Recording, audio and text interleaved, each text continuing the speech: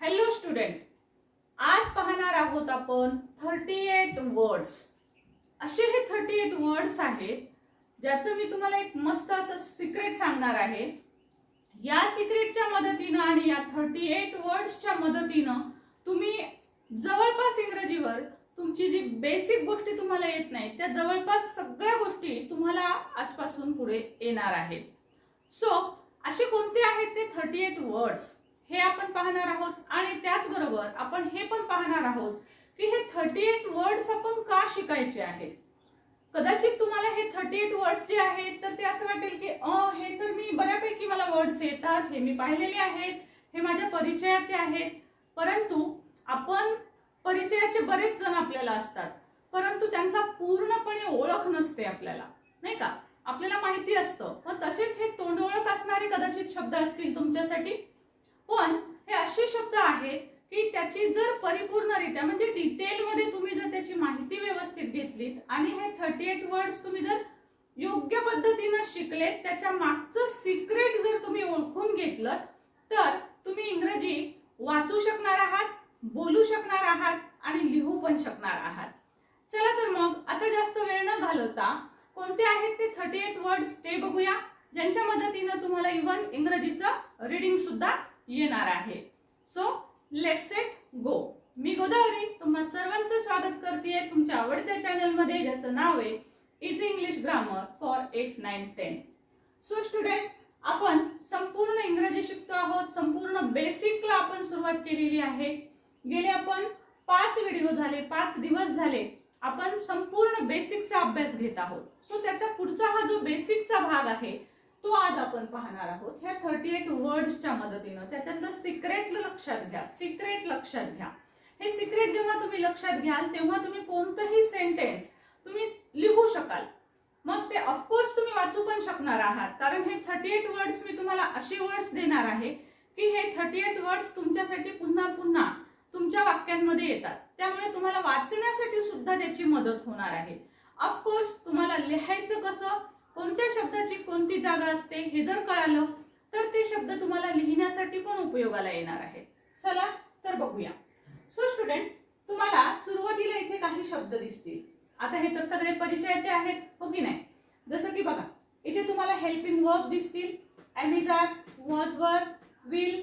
एमिजार हे वर्तमान काळातले, वॉज वर भूतकाळामध्ये वापरतो आपण, विल आणि शाल हे आपण भविष्य काळासाठी वापरतो। या प्रत्येकाचे मराठीमध्ये मी इथे अर्थ लिहिलेले आहेत तुम्हाला समजायला सोपं जावं यासाठी। त्यानंतर हे टू हॅव चे क्रियापद आहेत पहा, have, has, had, will have. हे जे शब्द आहेत त्या प्रत्येकाचे अर्थ पण मी इथे लिहिलेले आहेत। त्यानंतर इथे अजून काही 4 महत्त्वाचे शब्द दिसतील तुम्हाला, दिस, दॅट, दीज आणि दोज। सो हे सर्व शब्दांच्या मदतीने या हेल्पिंग वर्ब हे पण आपल्या 38 वर्ड्स पैकी वर्ड्स आहेत। सो तुम्ही म्हणाल मॅडम तुम्ही आज असं काय सांगणार आहात आम्हाला। सो आजचा व्हिडिओ हा अत्यंत हेल्पफुल होणार आहे फॉर द बिगिनर्स।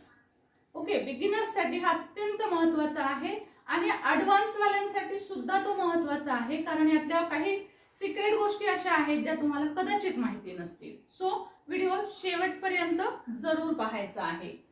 सो बघा, आता हे सगळे शब्द इथे मी लिहिलेले आहेत, त्याचा उपयोग प्रत्येक गोष्टीचा, प्रत्येक शब्दाचा उपयोग मी तुम्हाला शिकवणार आहे। त्यानंतर बघा, इथे तुम्हाला काही आपले बेसिक पर्सनल प्रोनाउन लिहिलेले दिसतील। पर्सनल प्रोनाउन जे की आपण 7 आहेत असं म्हणतो, परंतु एकवचन आणि एकवचन यू याला धरून हे 8 आहेत। आय म्हणजे मी किंवा मला, यू म्हणजे तू किंवा तुला, एकवचनी असेल तर तू किंवा तुला असा अर्थ होतो, अनेकवचनी असेल तर तू किंवा तुम्ही, तुम्हाला, सॉरी। सो हा अर्थ होतो बघा, तू किंवा तुला। अनेकवचनी जर असेल तर तुम्ही किंवा तुम्हाला असा अर्थ होतो। त्यानंतर वी म्हणजे आम्ही, ठीक आहे, आम्ही किंवा आम्हाला शॉर्ट मध्ये लिहिते। दे म्हणजे ते, त्या, ती असे 3 अर्थ आहेत। सो अनेक व्यक्ती जेव्हा असतात एकत्र त्यावेळेस आपण त्यांना ते, त्या, ती असं म्हणतो, ते, त्या आणि ती। आणि ऑफकोर्स या सर्वांसाठी त्यांना असा एक कॉमन पण शब्दाचा आणखी एक अर्थ आहे याचा त्यांना. त्यानंतर ही म्हणजे तो, फक्त तो हा एकच अर्थ तुम्हाला माहिती आहे, पण त्याला अर्थ कसा होतो. आय म्हणजे मी, तसंच त्याचा मला अर्थ कसा होतो हे पण आपण पाहणार आहोत. सो तो म्हणजे त्याला. बेसिक गोष्टी आहेत परंतु अत्यंत इम्पॉर्टंट आहेत आणि प्रत्येक गोष्टीत प्रत्येक वर्डचे यातले जे 38 वर्ड्स मी सांगणार आहे त्या प्रत्येक वर्ड्सच्या जागा पण महत्त्वाच्या आहेत. म्हणजे तुम्हाला बेसिक सगळं नॉलेज जे आहे ते मिळायला हवं. सो तरच तुम्हाला पुढचं जेव्हा मी ऍडव्हान्स अजून यापेक्षा पुढचं ऍडव्हान्स शिकवेल तेव्हा ते तुम्हाला समजेल. आता इटचा अर्थ होतो बघा तो किंवा ती. आता काहींना प्रश्न असा पडेल की हिचा अर्थ तो आहे, सीचा अर्थ ती आहे, मग इटचा अर्थ तो आणि ती कसा, आणि असेल तर तो केव्हा वापरायचा, मग ही केव्हा वापरायचे, सी केव्हा वापरायचे आणि इट केव्हा वापरायचं आहे. तर तो बेसिक गोष्टी तुम्हाला माहित असतील नसतील तरी बघूया पुन्हा एकदा. आय म्हणजे मी किंवा मला, मी एकटी असेल, स्वतःबद्दल आपल्याला काही बोलायचं असेल तेव्हा आपण आय वापरतो. यू एकटा यू असेल, समोरची व्यक्ती जर एकटी असेल तर तेव्हा आपण यू वापरतो, तू किंवा तुला. यू जर अनेक असतील समोर व्यक्ती, तुम्ही असं म्हणायचं असेल तेव्हा आपण यू वापरतो. दिसायला दोन्ही यू सेमच दिसतील परंतु you are a boy, you are boys यावरून आपल्याला एकवचन अनेकवचन ओळखता येतं. यू आर अ बॉय म्हटलं की तो अनेकवचनी यू असेल, यू आर बॉईज म्हटलं की यू आर अ बॉय म्हटलं की तो एकवचनी असेल आणि यू आर बॉईज म्हटलं की तो अनेकवचनी असेल. सो अशा पद्धतीने आपल्याला यू दिसायला एक दिसतो पण त्याचे अर्थ वेगवेगळे असतात वाक्यानुसार. त्यानंतर वी म्हणजे आम्ही, आम्ही म्हणजे जेव्हा आय सोबत अजून एक किंवा एकापेक्षा जास्त व्यक्ती असतात म्हणजे माझ्या सोबत, तर त्यावेळेस आपण त्याला आम्ही म्हणत असतो. लक्षात ठेवायचे वी हा शब्द आपण केव्हा वापरतो, जर आपण त्यामध्ये स्वतः असतो. तर सपोज माझ्या 2 फ्रेंड आहेत तर त्या फ्रेंडच्या सोबत मी असेल तरच मी आम्ही शब्द वापरेल, अदरवाइज मी आम्ही शब्द वापरू शकणार नाही. माझ्या ज्या 2 फ्रेंड आहेत तर त्या जर इथे माझ्यासोबत उभं राहिल्या तर मी जर बोलत असेल त्यांच्याबद्दल किंवा इतर काही गोष्टींबद्दल तर लक्षात ठेवायचे आय सोबत अजून तिसरी दुसरी व्यक्ती असावी तेव्हा तो आम्ही होत असतो. त्यानंतर ही कुठे वापरायचं, तर पुरुष जेव्हा आपल्याला सांगायचे असतात, मेल सांगायचे असतात तेव्हा त्यांच्याबद्दल, पुरुषांबद्दल, मुलांबद्दल आपण ही हा शब्द वापरत असतो. शी ऑफकोर्स स्त्रीलिंगी शब्द आहे, सो स्त्रियांसाठी मुलीसाठी वापरला जातो. इट हा शब्द जो आहे तर तो पक्षी जे आहेत, पक्षी, प्राणी, निर्जीव वस्तू यांच्यासाठी वापरला जातो. जसं की अ डॉग असेल, अ कॅट असेल तर त्यांच्याबद्दल आपण इट वापरू शकतो. गोष्टींमध्ये तुम्हाला कॅट आणि डॉग साठी ही किंवा शी पण वापरल्या गेलेलं दिसेल, कारण जेव्हा आपल्याला ते समोरचा कॅट किंवा डॉग मेल आहे का फिमेल आहे हे जर माहिती असेल तर त्यावेळेस त्या स्टोरीमध्ये डॉग साठी ही वापरलं जातं, फिमेल आहे हे माहिती असेल तर शी वापरलं जातं. म्हणजे तुम्हाला असं वाटेल की मग तिथे वापरत नाही का आपण ही शी, तर प्राण्यांसाठी पण ही शी वापरलं जातं पण एक्झॅक्ट माहिती असेल तर. जर आपल्याला माहित नसेल एक्झॅक्ट तर त्यावेळेस आपण इट हा शब्द वापरतो. बर्ड्स असतील, इन्सेक्ट असेल यासाठी पण आपल्याला इट शब्द वापरावा लागतो. आता ही झाली प्राथमिक अशा स्वरूपाची माहिती या सर्वांची. या प्रत्येकाच्या पुढे जे हे टू बीचे किंवा टू हॅवचे जे क्रियापद आहेत ते कोणते येतात तेही आपण पाहणार आहोत. आता बघा हे अतिशय महत्त्वाचे अशा प्रकारचे शब्द आहेत. आता आपण ज्या वेळेस यांच्यापासून वाक्य तयार करतो, सपोज मला असं म्हणायचं आहे की आता इथे आपण टू बीचे क्रियापद आहेत, ओके, त्याचबरोबर इथं टू हॅवचे पण क्रियापद आहेत. तर सपोज मला असं म्हणायचं आहे I am a teacher. Okay, so मी म्हणते आहे की आय एम अ टीचर. आपण हे जे टू बीचे क्रियापद आहेत विल शाल पर्यंतचे, तर ह्या टू बीचे क्रियापद आपण एखादी व्यक्ती कोण आहे, कुठं आहे किंवा त्या व्यक्तीबद्दलची अधिकची माहिती सांगण्यासाठी, विशेष माहिती सांगण्यासाठी आपण हे जे टू बीचे क्रियापद आहेत ते वापरत असतो. जसं की मी एक टीचर आहे, नाउन मी कोण आहे, मी कोण आहे, मी टीचर आहे. मी कोण आहे हे सांगते आहे, सो मी टीचर आहे. सो हे काय आहे, हा काय आहे, काय काय आहे, कोणती वस्तू आहे. तर काय आहे म्हटलं तर आपण म्हणू की इट्स अ बोर्ड. हा एक बोर्ड आहे, राईट. सो अशा पद्धतीनं आपण कुठल्याही गोष्टी सांगण्यासाठी त्या वस्तू कोण आहेत, काय आहेत याच्याबद्दल सांगत असताना आपण टू बीचे क्रियापद वापरतो. आता मग तुम्ही म्हणाल आय एम अ टीचर म्हणू शकतो. सपोज मला म्हणायचे की तू एक टीचर आहेस, तर मी काय म्हणेन you are a teacher. You are a teacher. लक्षात घ्या, दोन्हीचा डिफरन्स पण तुम्हाला लक्षात येईल. You are a teacher. पण जर यू अनेकवचनी असेल, हा सिंगल आहे, हा यू जो आहे तो एकवचनी आहे, एक वचन. ओके.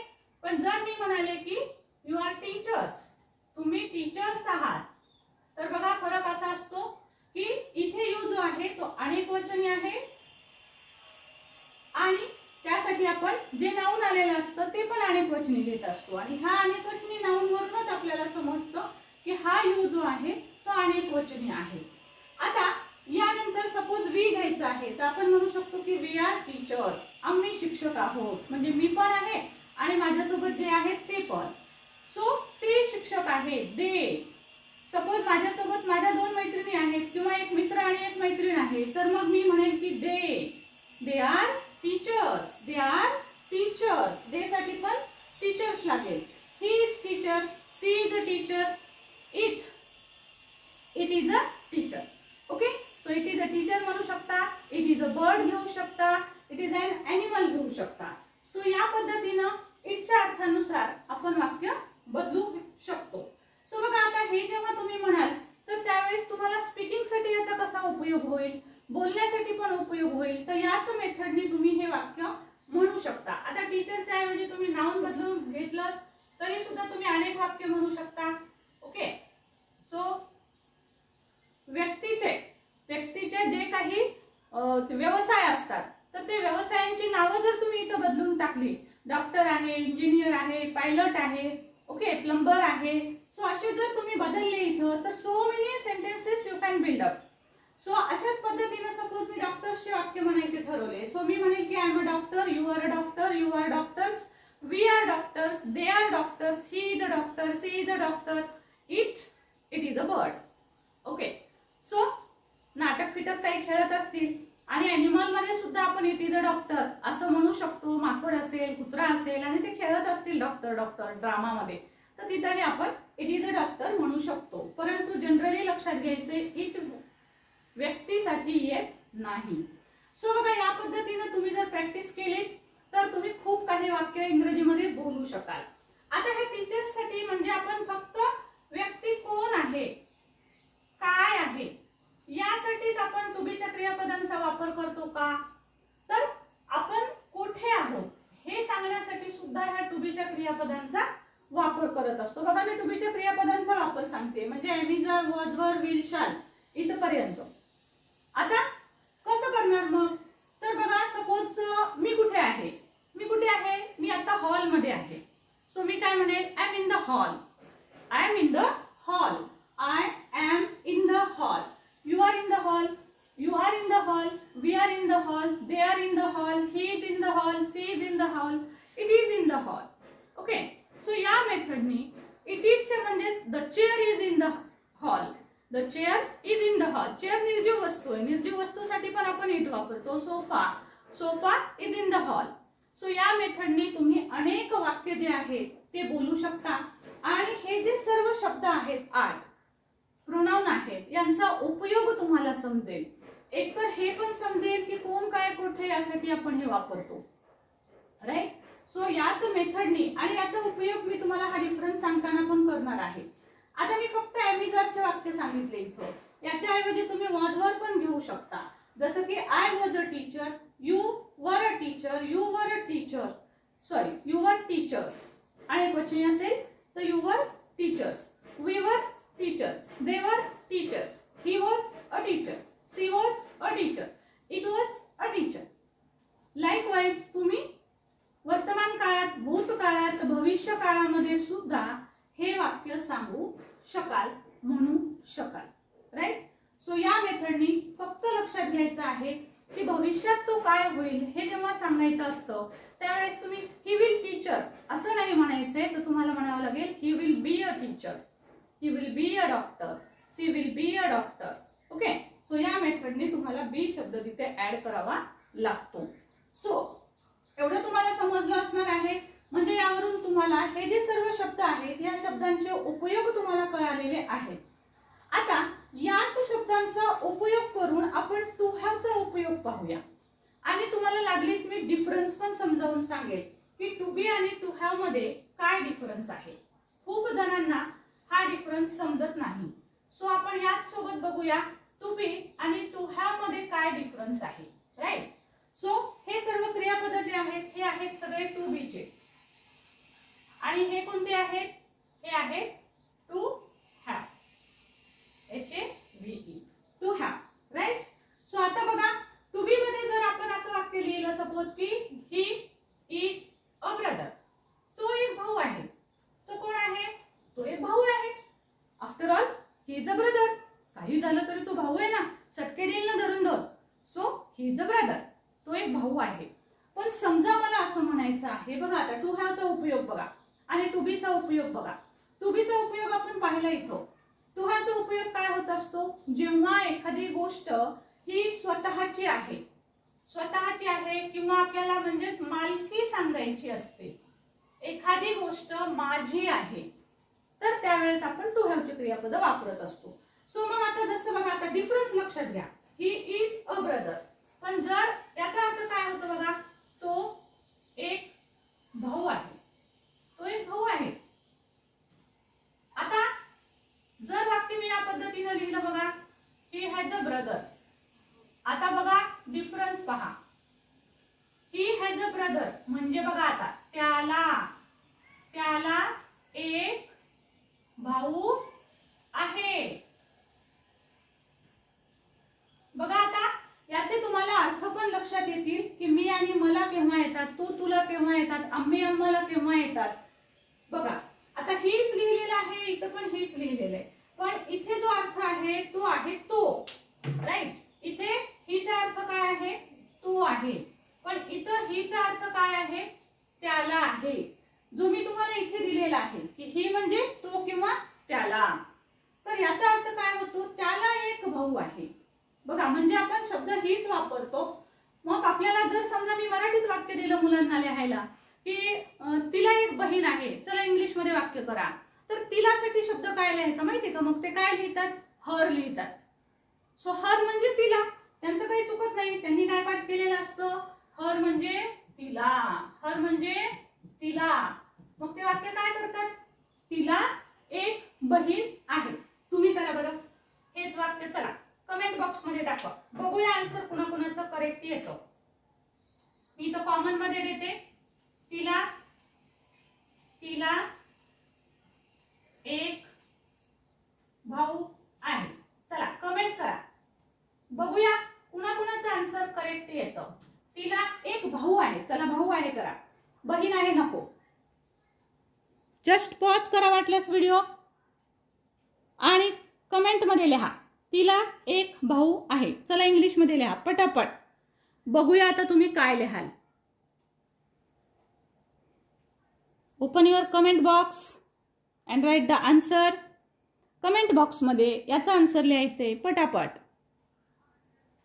Okay, yes. आता बघा, आता सपोज मी तुम्हाला याचा आन्सर लिहिलेला आहे, तिला एक भाऊ आहे, हर. ओके, हर. आता तिला माहिती आहे समजा की एकतर वाक्य लिहिलं जातं her is a brother, her is a brother, किंवा आन्सर लिहिलं जातं her has a brother, her has a brother. आता मला सांगा हे दोन्हीही वाक्य जे आहेत ते पूर्णतः चुकीचे आहेत. पण आपल्याला पाठ काय असतं? हर म्हणजे तिला, हर म्हणजे तिला, हे अर्थ आहे हरचा. सो म्हणून मग मी वाक्य केलं तिला एक भाऊ आहे, मग तिलासाठी मी लिहिलं हर. पण हाच डिफरन्स लक्षात घ्यायचा आहे टू बी आणि टू हॅव मध्ये. सो टू हॅवचं जेव्हा म्हणजे आता तुमच्या लक्षात येईल बघा की जर मी, तू, तुम्ही, आम्ही हे जे पहिले अर्थ आहेत ना ते, त्या, ती, तो, ती, तर हे जर आलेले असतील वाक्यामध्ये तर त्यावेळेस टू बी चे क्रियापद वापराल तुम्ही, किंवा हा पण मिनिंग लक्षात ठेवा, कोण काय कोठे असा अर्थ येत असेल वाक्यात तर त्यावेळेस तुम्हाला आय हे या अर्थाने वापरायचे. आणि जेव्हा ला अर्थ येईल बघा, त्याला, तिला, है ना, सो तो, ती, ते, मी यासोबत ल लकाना असा शब्द जेव्हा येईल, ला, तिला आहे, मला आहे, आम्हाला आहे, सो हा ला जेव्हा येतो बघा, इथे सगळीकडे ला आहे, तो हा ला फक्त दे साठी त्यांना येत नाही बघा, कारण त्यांना हा अनेक वचनी शब्द आहे, त्याला म्हणता येत नाही आपल्याला. सो इथे त्याला आहे, तिला आहे, इट म्हणताना सुद्धा त्याला, तिला असाच अर्थ येतो, जो मी इथे लिहिला नाहीये. सो त्याला किंवा तिला असाच अर्थ येतो याचा. ओके, सो अशा पद्धतीने आता हे एकदम रॉंग झालेलं आहे. मग याचा करेक्ट आन्सर कोणता आहे बाबा? सो आपल्याला काय लिहावं लागतं? सो आपल्याला लिहावं लागतं सी हॅज अ ब्रदर. आता पहा कमेंट बॉक्स मध्ये टाकलेलं तुमचं आन्सर करेक्ट आलं का? She has a brother. तिला एक भाऊ आहे, म्हणजे आता तुम्हाला समजलं असेल. आता इथं जर वाक्य केलं मी की ती, सी इज अ, आता सी इज अ ब्रदर नाही लिहिता येणार आपल्याला, पण आपण लिहू she is a sister. Okay, किंवा आपण हेच सेंटेन्स दोन्हीतला डिफरन्स कळण्यासाठी आपण लिहूया सी हॅज अ सिस्टर. तिला एक बहीण आहे. बघा दोन्ही मधला डिफरन्स तुमच्या लक्षात येईल की कशा पद्धतीचं वाक्य लिहिलं तर आपण काय होतो. सो कधी इज लिहायचे, कधी हॅज लिहायचे, हे परफेक्ट कळायला पाहिजे. तुम्हाला नेमकं कोणत्या अर्थाचं वाक्य पाहिजे आहे? ती एक बहीण आहे का तिला एक बहीण आहे?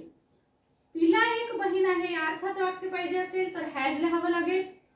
आणि ती एक बहीण आहे तर असा अर्थाचं वाक्य जर पाहिजे असेल तुम्हाला तर सी इज अ सिस्टर. ती एक बहीण आहे. ओके, सो हेच सर्व अर्थ जे आहेत. आता इजच्या ऐवजी हॅजच्या ऐवजी तुम्ही हॅड वापरलं. हॅड पास्ट टेन्स आहे, इथे हॅड वापरलं की त्याचा अर्थ होतो त्याला एक भाऊ होता. होता, he had a brother. Had.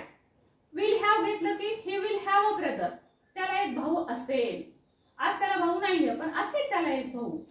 Okay, so होईल त्याला नंतर भाऊ. So he will have a brother, he will have a sister, त्याला एक बहीण असेल. सो अशा पद्धतीनं विल हॅव वगैरे जर घेतलं तुम्ही तर भविष्यकाळी अर्थ होतो. हॅड घेतलं तर भूतकाळातला अर्थ होतो. हॅव किंवा हॅज घेतलं तर वर्तमान काळातला अर्थ होतो. आपण काळ कशावरून ओळखतो? आहे, होता आणि असेल, होईल या शब्दांवरून. सो आशा करते की तुम्हाला हा डिफरन्स पण कळाला असेल आणि ह्या दोन शब्दांचे अर्थ पण कळाले असतील. So take a screenshot of this. आपण अजून राहिलेले शब्द बघूया. आता पहा अजून काही शब्द लिहिलेले आहेत मी. सो कमेंट बॉक्स मध्ये जे मी आन्सर टाकायला सांगते ते जरूर टाकत जा. सो बघा आता मी इथे तुम्हाला अजून काही शब्द लिहिलेले दिसतील. पुन्हा या शब्दांचे मराठी मिनिंग जर लक्षात घेतले तर पुन्हा ते कन्फ्युजिंग वाटेल तुम्हाला, आहे की नाही? परंतु नीट लक्षात घ्या, डिफरन्स पाहतो आहोत आपण. जसं इथं बघा, आता आयचा अर्थ मला आहे पण मीचा पण अर्थ मला आहे. मग प्रश्न पडतो की मी म्हणजे मला या अर्थाने मी घेऊ का मला आला शब्द तर आय घेऊ, आहे ना? तसंच यू बघा, यूचा अर्थ तुला आहे, या यूचा पण अर्थ तुलाच आहे. इथे सेम, तुम्हाला तुम्हाला. वी म्हणजे आम्हाला, इथे पण आम्हाला. दे म्हणजे त्यांना, इथे पण देम म्हणजे त्यांना. मग आता कोणते शब्द घ्यायचे? ओके, म्हणून मी म्हटलं तुम्हाला की याच्या मागचं सिक्रेट तुम्हाला माहिती पाहिजे आहे. 38 वर्ड्स हे असे आहेत की त्याचं सिक्रेट आपल्याला कळालं पाहिजे. How to use, when to use, हे सिक्रेट आपल्याला समजलं पाहिजे. हे समजलं की मग वाक्य करणं खूप सोपं आहे. आणि हे शब्द पहा तुम्हाला नेहमी आलेले आहेत, पण अगदी तुम्ही लहान मुला-मुलींना घरी हे शब्द दिले तर याच्यापासून सेव्हरल सेंटेन्सेस कसे तयार करायचे हे पण मी लागलीच सांगते आहे. स्पीकिंग साठी तुम्हाला मदतीला येतील हे वाक्य. त्याचबरोबर रीडिंग साठी सुद्धा मुलांना मी जे तोंडी वाक्य सांगते ते तुम्ही स्वतः लिहा वाटल्यास, आणि पालक असाल तर, आणि ते वाक्य मुलांना वाचायला द्या, कारण हे शब्द कॉमन आहेत, है ना? सो हे पुन्हा पुन्हा येणारे वर्ड्स आहेत, त्याला साइट वर्ड्स म्हणतो आपण. हे पुन्हा पुन्हा येत असतात इंग्रजीमध्ये, इकडे तिकडे ते पसरलेले असतात. सो हे शब्द त्यांना वाचायला सहज सोपे जातील आणि हे असे घोकून घ्यायचे, त्यांच्याकडनं लिहून घ्यायचे, पाठ करून घ्यायचे, सगळं वाचायला लावायचे. मी जी तोंडी वाक्य सांगते आहे अशा पद्धतीचे, तर ते वाक्य तुम्ही लिहायला लावा, तुम्ही लिहून द्या वाटल्यास, मुलांना समजत नसेल तर, आणि ते मुलांकडनं वाचून घ्या. You can read, you can write and you can speak too. तुम्ही आपोआप सगळं काही बोलायला सुचेल, तुम्हाला लिहायला सुचेल आणि वाचन तर सहजच जमेल. ओके, सो बघूया ह्या दोन्हीचे मग काय डिफरन्स आहेत. तर एक महत्त्वाची गोष्ट लक्षात घ्या, हे सर्व शब्द जे आहेत हे शब्द ऑब्जेक्ट म्हणून येतात, म्हणजे कर्म. आता कर्म काय असतं बाबा, तर ज्यावर आपण क्रिया करत असतो त्याला आपण कर्म म्हणतो, सोप्या साध्या भाषेत. मग याची जागा लक्षात ठेवा, म्हणजे तुम्हाला सोपं जाईल. कसं बघा, आय हेल्प यू. आता हे जे कर्मवाचक शब्द आहेत ते कशा पद्धतीने येतात ते पहिले बघूया. आय हेल्प, हेल्प म्हणजे मदत करणे, हेल्प म्हणजे मदत केली. आय हेल्प यू, मी तुला मदत केली. आय हेल्प यू, मी तुम्हाला मदत केली. आय हेल्प अस, मी आम्हालाच मदत केली. आता मी आम्हाला मदत केली असं आय सोबत अस होणार नाही, जसं मी पण लिहिलेलं नाहीये वर. सो आय सोबत हे जे वाक्य आहे, कारण मीच आम्हाला कशी मदत करेल. ओके, सो असं वाक्य येत नाही अर्थपूर्ण. सो एक तेवढं सोडून मग बाकीचे वाक्य करा. आय हेल्प देम, मी त्यांना मदत केली. ओके, आय हेल्प हिम, मी त्याला मदत केली. आय हेल्प हर, मी तिला मदत केली. आय हेल्प इट, मी त्याला मदत केली. किंवा इथं इट म्हणजे कुत्रा, पक्षी, प्राणी वगैरे. सो मी त्याला मदत केली. तर आता तुमच्या लक्षात आलं असेल, वाक्याच्या सुरुवातीला आलेला हा सब्जेक्ट आहे, ह्याला आपण सब्जेक्ट म्हणजे कर्ता म्हणतो, जो क्रिया करत असतो तो. त्याच्यानंतर शब्द येत असतो वाक्यरचनेमध्ये वर्ब म्हणजे वी, आणि याच्यानंतर हे जे थर्ड पोझिशनला शब्द आलेले आहेत हे सगळे आहेत O. O means object. Okay, so हे सगळे शब्द आपण हे कर्म म्हणून घेतलेले आहेत. पोझिशन लक्षात घ्या, 1 नंबर, 2 नंबर, 3 नंबर. सो वर्बच्या नंतर हे ऑब्जेक्ट जनरली येतो, राईट. सो साधारणतः तिसराच शब्द असेल असं काही आपण म्हणू शकत नसतो, कारण वर्ब जे आहेत ते हेल्पिंग आणि मेन आले की मग तो चौथा शब्द तयार होतो. लक्षात असं ठेवा की वर्बच्या नंतर ऑब्जेक्ट येतं. ओके, सो वर्बच्या नंतर जेव्हा तुम्हाला तुला, मला, आम्हाला या अर्थाचे शब्द घ्यायचं काम पडेल, तर त्यावेळेस तुम्ही हे शब्द वापरायचे, म्हणजे हे. ओके, जसं की जर समजा इथे आलं असतं की मला, जसं मी म्हणाले की मला 2 हात आहेत. सपोज मला हे वाक्य करायचंय, मला 2 हात आहेत. आता बघा, आता तुम्हाला प्रश्न पडेल मला आहे तर मलासाठी माझ्याकडे आय पण शब्द आहे, मी पण शब्द आहे. मग आता कोणता घेऊ, तर मी काय म्हणाले की वाक्याच्या सुरुवातीला आहे, तर सुरुवातीला असेल तर आपल्याला हे सब्जेक्ट घ्यायचे आहे. सो हे जे सगळे शब्द आहेत हे सब्जेक्टच्या जागेवर येतात. लक्षात ठेवा, सब्जेक्ट म्हणजे वाक्याच्या सुरुवातीला. सो मला 2 हात आहेत, जेव्हा इथं सुरुवातीला आहे तर त्यावेळेस मला इथे आय घ्यावं लागेल, राईट. हात आहेत, माझे आहेत, म्हणून आपल्याला इथं हॅव घ्यावं लागेल. आय हॅव 2 हँड्स, असं वाक्य होईल, राईट. पण सपोज मला असं वाक्य आलं की तिने मला मदत केली, किंवा तिने मला मदत केली, किंवा माझी मदत केली, असं जर वाक्य आलं, तिने मला मदत केली, तर तिनेसाठी आपल्याला सी शब्द घ्यावा लागेल. मदत केलीसाठी आपल्याला पास्ट टेन्स वापरावा लागेल, हेल्प. आता कुणाला मदत केली आहे तिनं, मला केलेली आहे, म्हणजे हे ऑब्जेक्टच्या जागी आलं. कुणाला केली मदत, मला. मग हा इथे जेव्हा हा शब्द मला लिहायचं काम पडेल वर्बच्या नंतर, मला अर्थाचं वाक्य मला वर्बच्या नंतर लिहायचंय, तर मग इथे मात्र मला अर्थाचं वाक्य म्हणजे मी लिहिणार, she help me. Okay, so याच पद्धतीने तिने मला मदत केली, तिने त्याला मदत केली, सी हेल्प्ड हिम, तिने त्याला मदत केली. आता तुम्ही म्हणाल मग फक्त प्रत्येक वेळेस हेल्पडच येणार का, सो हेल्प्ड म्हणा तुम्ही, त्याला हेल्पडही म्हणू नका, मी तुम्हाला म्हणून दाखवते आहे. सो तुम्ही हेल्प्स घेऊ शकता का, यस. तुम्ही हेल्प घेऊ शकता का, यस. सब्जेक्ट वाईज तुम्ही हेल्प किंवा हेल्प्स घेऊ शकता, किंवा तुम्ही टेन्सही चेंज करून घेऊ शकता. सपोज तुमची ऍक्शन आता चालू आहे तर तुम्ही असं म्हणू शकता आय एम हेल्पिंग यू, मी तुला मदत करत आहे. आय एम हेल्पिंग देम, मी त्यांना मदत करत आहे. आय एम हेल्पिंग हिम, मी त्याला मदत करत आहे. सो टेन्स चेंज करू शकता, मोडल्स घेऊन सुद्धा तुम्ही ते वाक्य करू शकता. सो इथला वर्ब कसाही आला तरी आपल्याला लक्षात हे शब्द घ्यायचे, हे ऑब्जेक्टच्या ठिकाणी आहेत म्हणजे आपल्याला तिसऱ्या ठिकाणी हे लिहावे लागतात. ओके, सो या अर्थाने आपल्याला हे जे 8 शब्द आहेत त्या अर्थामध्ये आता कन्फ्युजन व्हायचं कारण नाही तुम्हाला इथे, आहे ना. इथे मला म्हटलं तर बरोबर लिहिलं तुम्ही. सपोज अजून एखादं वाक्य घेऊया आपण की आजीने, माझ्या आजीने, ओके, आजीने त्याला मदत केली, त्याला मदत केली. आता असं जर म्हटलं तर इथे त्याला म्हणजे सपोज एखाद्या कुत्र्याबद्दल तुम्ही बोलत आहात, डॉग बद्दल तुम्ही बोलत आहात. आता आजीने त्याला मदत केली.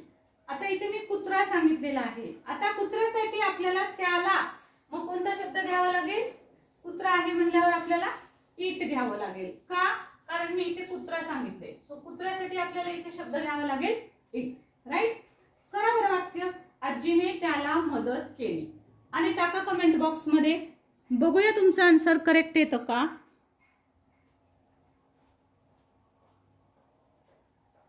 सो स्टुडंट, कमेंट बॉक्स मध्ये आन्सर पाठवलं नसेल तर आजीने त्याला मदत केली, इथे त्यालासाठी तुम्हाला इट घेऊन वाक्य बनवायचंय, ते कमेंट मध्ये टाका.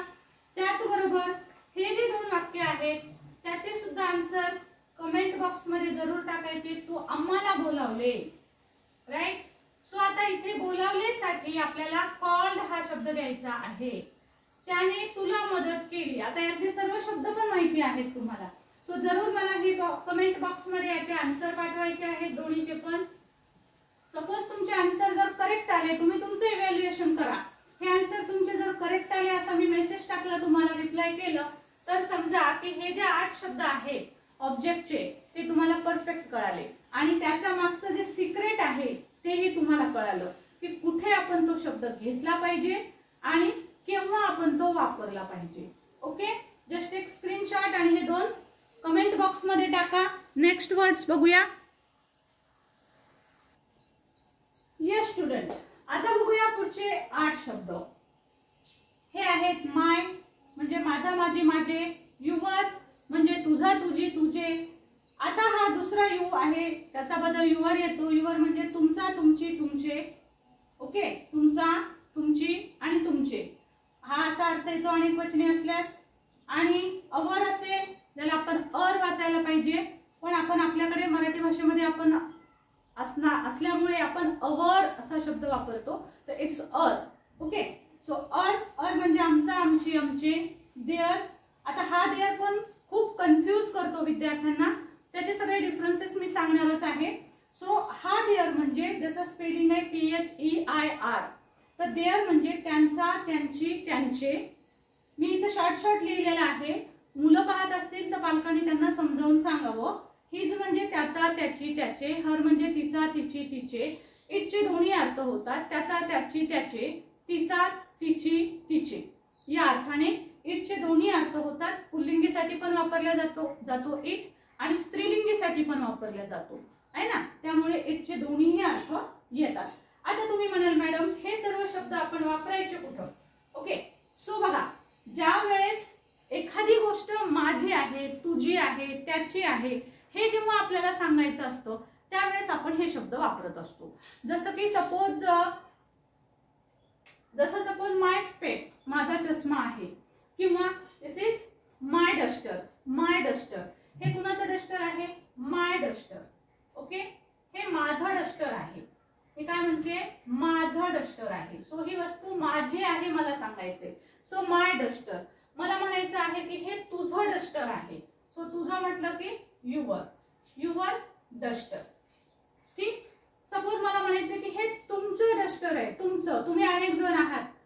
सपोज फॅमिलीमध्ये 2-3 जण आहेत, तुम्ही म्हणता हे तुमचं डस्टर आहे. सो इथे तुमचं येईल पुन्हा तुमच्यासाठी युवर डस्टर. हे तुमचं डस्टर आहे. ओके, सो आपल्याला म्हणायचं आहे की हे माझं डस्टर आहे. सो माझं डस्टर आहे म्हटलं, आमचं डस्टर आहे, आमचं. सो तुम्ही घेऊ शकता our duster, our duster, right. Their, त्यांचं डस्टर आहे, देअर डस्टर. त्याचं डस्टर आहे, हिज डस्टर. तिचं डस्टर आहे, हर डस्टर. लक्षात घ्या, इथे सगळीकडे तुम्हाला डस्टर शब्द घ्यायचा आहे. डस्टरच्या ऐवजी तुम्ही कोणतीही वस्तू तुमची असू शकते. चेंज करा नाउन इथे आणि खूप सारे सेंटेन्सेस तयार होतील. प्रॅक्टिस म्हणून स्पीकिंगच्या प्रॅक्टिससाठी पण तुम्ही घेऊ शकता ते सेंटेन्सेस, आणि मुलांना रीडिंग प्रॅक्टिस घेण्यासाठी पण. बघा, हे सो मेनी सेंटेन्सेस होतात तयार. अजून कसे होतात तेही मी तुम्हाला दाखवेल. डस्टरच्या ऐवजी तुम्ही पेन, पेन्सिल यासारखे कोणतेही नाउन चेंज करून सुद्धा तुम्ही घेऊ शकता. ओके.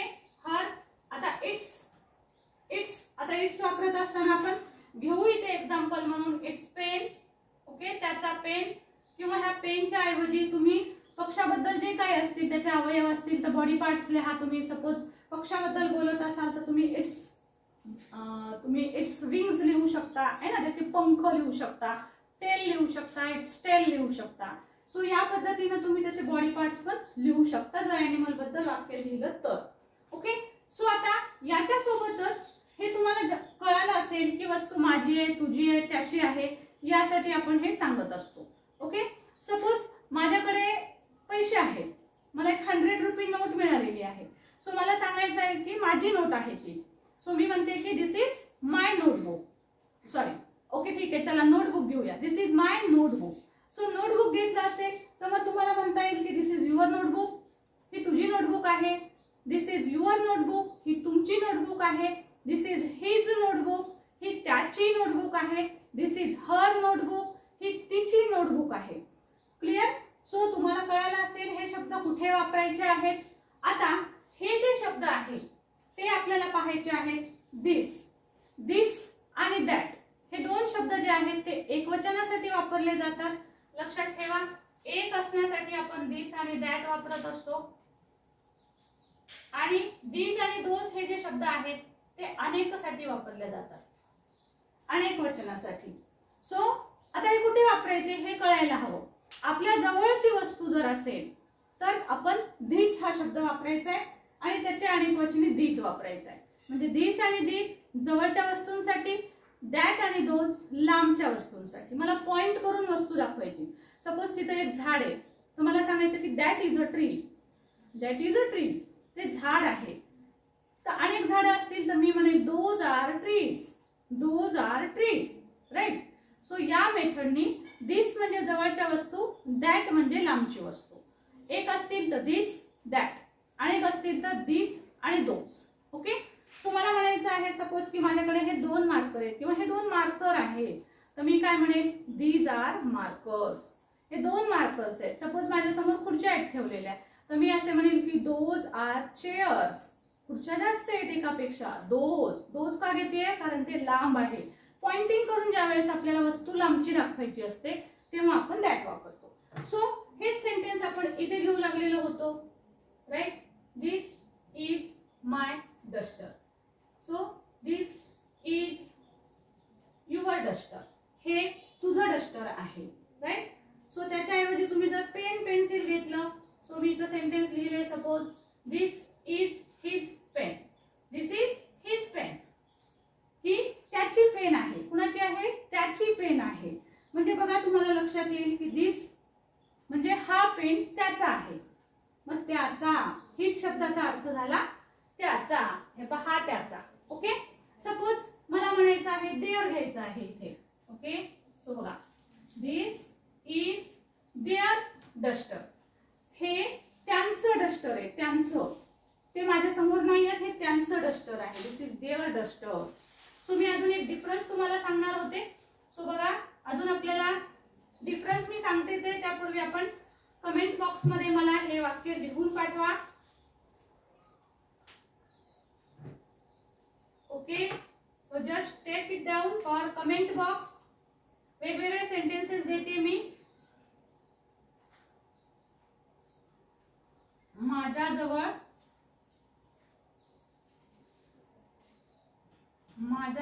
एक मोबाईल असेल. असेल, बघा तो मोबाईल माझा असेल. आता काय वाक्य येईल याचं? माझा असेल, माझ्या जवळ असेल. सो जवळ असेल या अर्थाचे टू हॅव चे योग्य क्रियापद घ्या आणि हे वाक्य करा. आता तुम्ही म्हणाल जवळसाठी वेगळा शब्द घ्यायचा का? तर नाही. माझ्या जवळ म्हणजे मला. ओके, माझ्या जवळ म्हणजेच मला. मला एक मोबाईल असेल, मी एक दिवस नक्कीच मोबाईल घेईल बाबा, मला एक मोबाईल असेल बरं का. सो मला एक मोबाईल असेल म्हणजेच माझ्या जवळ एक मोबाईल असेल. दोन्हीचा अर्थ सेम. आता टाकता येईल ना कमेंट बॉक्स मध्ये.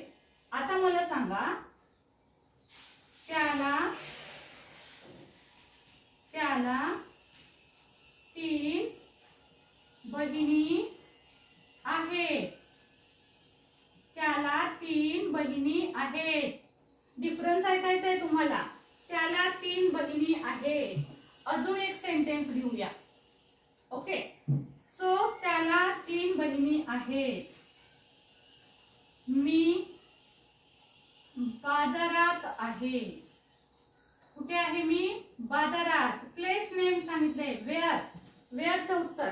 तुम्हाला माहिती आहे वेअरचं उत्तर आलं तर टू बीचे क्रियापद वापरावे लागतात. सो करा हे तिन्हीच्या तिन्ही मला कमेंट बॉक्स मध्ये आन्सर पाठवायचे आहेत. कमेंट दिस. ओके, सो आता आपण देअरचा डिफरन्स बघूया. कोणत्या कोणत्या अर्थाने आणि स्पेलिंग कोणते येतात देअर शब्दाचे. ओके, सो हे तुम्हाला कमेंट बॉक्स मध्ये आन्सर पाठवायचे आहेत.